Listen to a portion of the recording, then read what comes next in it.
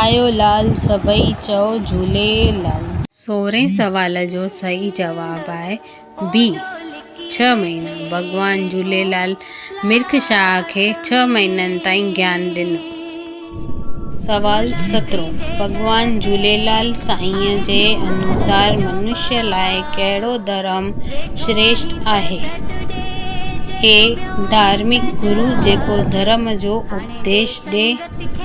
B जेको धर्म असांखे वणंदो हुजे। सी जंहिं धर्म में माण्हुनि खे वधीक श्रद्धा हुजे। डी जंहिं धर्म में जीव पैदा थियो हुजे।